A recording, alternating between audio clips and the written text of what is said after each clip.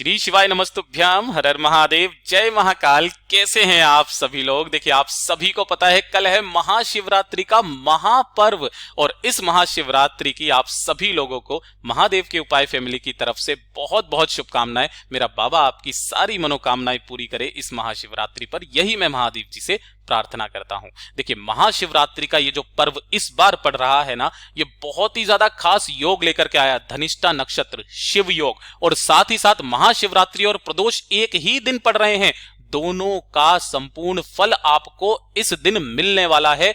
मात्र 5 बेलपत्र वाला उपाय आपको करना है। पूज्य गुरुजी ने कहा है कि अगर कोई कंगाल भी होगा ना, वो भी माला माल हो जाएगा। सिर्फ महाशिवरात्रि के दिन इस वाले उपाय को करना बिल्कुल भी मत भूलिएगा। आप सभी लोगों को यह उपाय जरूर करना है। पूज्य गुरुजी की कथा से सुन करके और समझ करके पूरे उपाय को बड़े ही विस्तार से बताऊंगा, परंतु उससे पहले आप सबसे एक छोटी सी प्रार्थना कि जो लोग पहली बार आए हैं चैनल को सब्सक्राइब जरूर कीजिएगा और वीडियो को लाइक करके देवादिदेव महादेव जी का कोई सा भी प्यारा नाम कमेंट बॉक्स में लिखना मत भूलिएगा। और आप सभी लोगों को बात पता है कि बेर का कितना बड़ा महत्व होता है, तो बेर का सबसे अद्भुत उपाय भी आज के इस वीडियो में हम बात करने वाले हैं। इस पूरे वीडियो में हम 4 महा उपायों के बारे में बात करेंगे जो कि महाशिवरात्रि के दिन आप सभी लोगों को करना ही करना है। सबसे पहले बात करते हैं पहले वाले उपाय की। पूज्य गुरुजी ने कहा है कि महाशिवरात्रि का ये जो दिन होता है ना, ये कंगाल को भी माला माल बना देता है।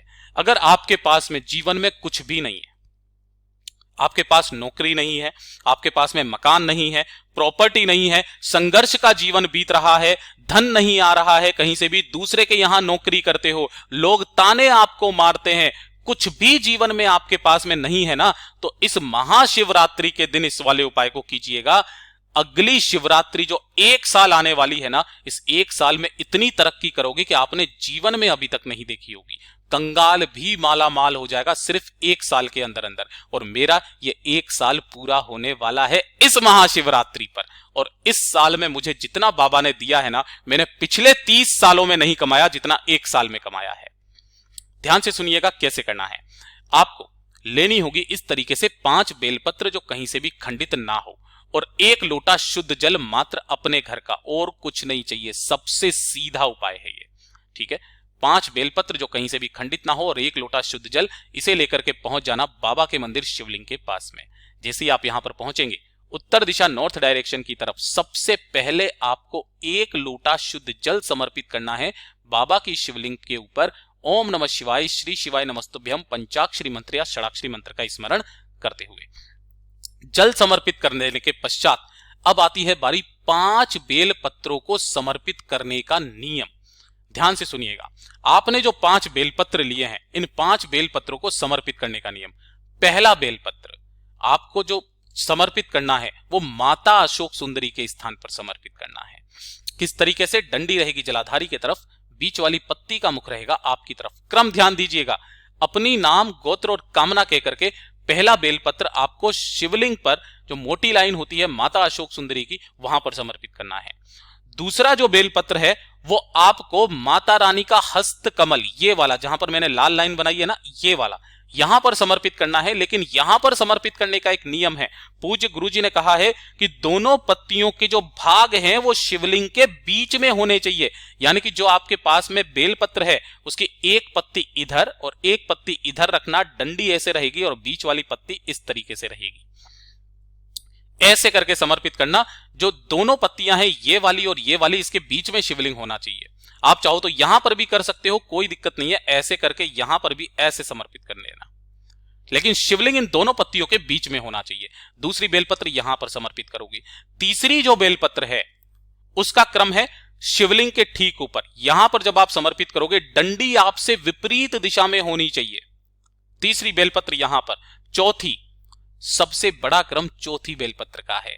देखिएगा, चौथी बेलपत्र जो आपको समर्पित करनी है कि जब शिवलिंग पर आप जल चढ़ाते हैं, जल जब नीचे गिर के आता है तो इस वाली जमीन पर ऐसे आपको रखनी है कि डंडी जो रहेगी वो इस दिशा में, बीच वाली पत्ती शिवलिंग की तरफ। यहां जमीन पर रखनी है चौथी बेलपत्र। और जो 5वीं बेलपत्र है वो नंदी बाबा के उठे वाले पैर पर समर्पित करना। किस तरीके से? डंडी ऐसे रहेगी और बीच वाली पत्ती ऐसे रहेगी। उठे वाले पैर पर समर्पित करना। पूज्य गुरुजी ने कहा है इस महाशिवरात्रि के दिन से एक नियम बना लेना, इस महाशिवरात्रि के दिन किया है। 12 महीने शिवरात्रि आती है, हर एक शिवरात्रि के दिन 12 बार इस उपाय को करके देख लीजिएगा। इस पूरे साल में जितना मिलेगा उतना आपको जीवन में कभी नहीं मिलेगा, अगले साल तक। हर शिवरात्रि के दिन इस उपाय को करना है। शुरुआत करनी है महाशिवरात्रि से, ठीक है। आपकी समस्त कामनाएं पूरी होगी, आपकी धन की सारी समस्याएं खत्म हो जाएगी। बहुत ही अद्भुत और अचूक उपाय है, जरूर कीजिएगा। अब बात कर लेते हैं दूसरे वाले उपाय की। देखिए, दूसरा वाला जो उपाय है ना, ये किनको करना है? ये सभी उन माताओं बहनों के लिए समर्पित है जिनके जीवन के दुख खत्म होने का नाम नहीं ले रहे हैं, दुख के आंसू सूख नहीं रहे हैं। एक के बाद एक कष्ट, एक के बाद एक परेशानी आती चली जा रही है जीवन में। घर वाले ताने मार रहे हैं, पति प्रेम नहीं कर रहा है, दोनों के बीच में क्लेश बहुत ज्यादा होता है, जीवन से तंग आ चुके हैं।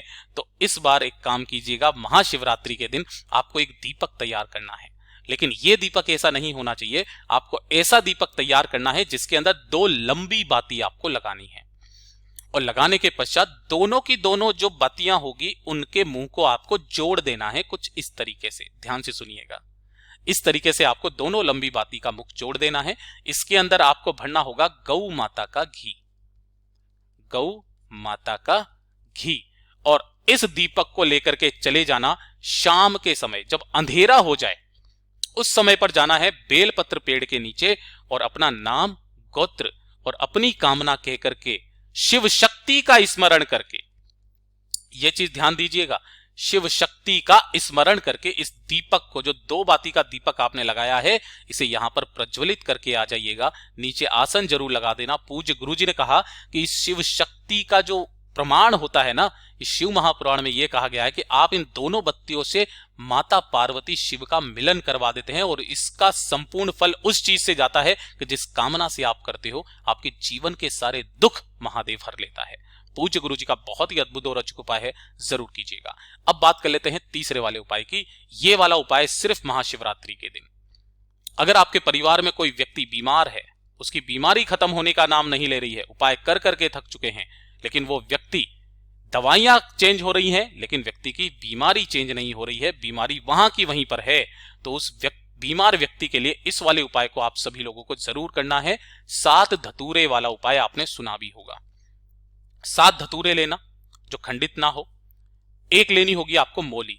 तो जो 7 धतूरे हैं उनमें से एक धतूरे के ऊपर आपको मोली लपेट देनी है, कुछ इस तरीके से, ठीक है। अच्छे से पूरे पर आपको मोली लपेट देनी है। और बाकी के 6 धतूरे, 1 लोटा शुद्ध जल और इस मोली धतूरे को लेकर के पहुंच जाना बाबा के मंदिर शिवलिंग के पास में। यहां जैसे ही पहुंचोगे, उत्तर दिशा नॉर्थ डायरेक्शन की तरफ मुंह करके खड़े हो जाना। और खड़े हो जाने के पश्चात उपाय करने का एक नियम और खास तरीका परिवार का कोई भी व्यक्ति कर सकता है उस बीमार व्यक्ति के लिए। सबसे पहले आपको उस बीमार व्यक्ति की नाम, गोत्र, है ना, और उसकी बीमारी को सही करने की कामना करते हुए मोली लगा हुआ जो धतूरा है जिसके ऊपर आपने मोली लपेटी है, उस मोली लगे हुए धतूरे को यहां पर समर्पित कर देना शिवलिंग के शीर्ष पर। किनके नाम से करोगे यह सबसे महत्वपूर्ण है, चंद्रमौली महादेव के नाम से, चंद्रमौली महादेव के नाम से समर्पित करना। बाकी के जो 6 धतूरे हैं उनको चढ़ाने का क्रम, पहला धतूरा आपको भगवान गणेश के स्थान पर, दूसरा भगवान कार्तिकेय जी के स्थान पर, तीसरा माता अशोक सुंदरी के स्थान पर, चौथा माता रानी के हस्त कमल पर, पांचवा जो आप समर्पित करोगे, जो जमीन रहती है जहां से जलाधारी से जल नीचे गिर के जाता है ना, ये 5वां धतूरा आपको यहां समर्पित करना है। और छठा धतूरा नंदी के उठे पैर पर, नंदी के उठे पैर पर समर्पित करना है।